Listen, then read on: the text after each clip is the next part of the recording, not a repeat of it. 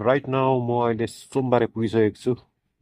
सोमबारेको मध्यभागमा भनौँ है, सोमबारे बजारको हाट आउँदा सोमबारे बजार।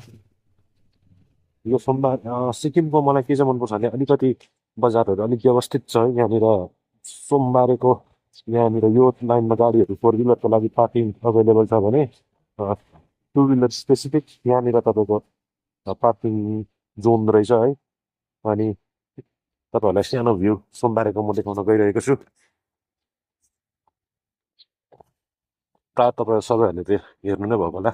म आज एकदमै बिहान चाँडो छिटो भएकोले गर्दा यहाँ दोकानहरू खोलिसकेको छैन रहेछ। सायद यहाँनिर पक्कै दोकानहरू हुनुपर्छ, होटेलहरू हुनुपर्छ।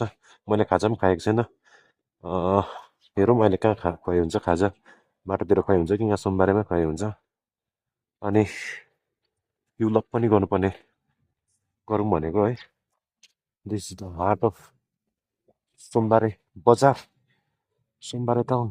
सच ए ब्युटिफुल, मजाले यहाँनिर फुलहरू राखेको छ, डेकोरेसन राम्रोसँगले सुन्दरीकरण गरिएको रहेछ है, ब्युटिफिकेसन गरिएको रहेछ सोमबारेमा। म जानुपर्ने चाहिँ यहाँ पारी देख्दै गरेको डाँडाहरू काटेर सोरेङ भन्ने जग्गा जानुपर्ने छ। त्यहाँ बिचमा एउटा बुढियाको भन्नेहरू आउँछ अरे, नाम चाहिँ मैले सुनेको मात्रै। I have never been to that place. Yes, this is the place, beautiful view. You can see down there you have space for parking of four wheeler. अनि यहाँ अलिकति मुनि चाहिँ टु विलरको लागि छ, अनि फोर विलर उत्ताको लागि पनि फोर विलरको लागि छ। Beautiful place, beautiful city, not city, it is we can call it town.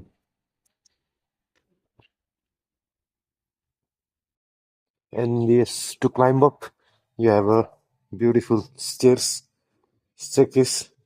यहाँ सिँढी मजाले बनाएको रहेछ, मजाले टाइल्स साइल्स लगाएर। You can see the spaces here। मलाई हिल्सको टाउन मध्येमा सबसे व्यवस्थित चाहिँ जोरथाङ लाग्छ है। जोरथाङ एकदमै मजाले व्यवस्थित छ, त्यहाँ पार्किङ लट पनि मजाले बजारको बिचमै छ।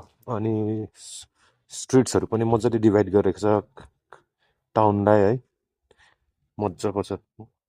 अनि यो सोमबारेमा पनि, तर हाटको दिन चाहिँ यहाँनिर गाडी राख्ने जग्गा चाहिँ पाउँदैन रहेछ। म अस्ति एकपल्ट आएको थिएँ वर्षे जाँदाखेरि, गाडी राख्ने जग्गा नभएर है, त्यो दिन चाहिँ हाट यहाँनिर बजार लाग्ने रहेछ नि त। बजार लाग्नेले गर्दा यहाँनिर पुरा टेन्ट्सहरू हुन्छ हाटको, त्यसले गर्दा गाडी राख्न चाहिँ अलिकति असुविधा भएको थियो त्यो दिन चाहिँ मलाई। सोमबारे पनि म त्यति आएको छुइनँ, this might be only third or the fourth time त्यस्तो आएको छैन है। मेबी आफ्टर 10 to 15 इयर्स बाद म लास्ट टाइम आएको थिएँ, त्यो वर्ष जाँदाखेरि साथीहरूसँग कलिग्सहरूसँग। And now right now I am living सोमबारे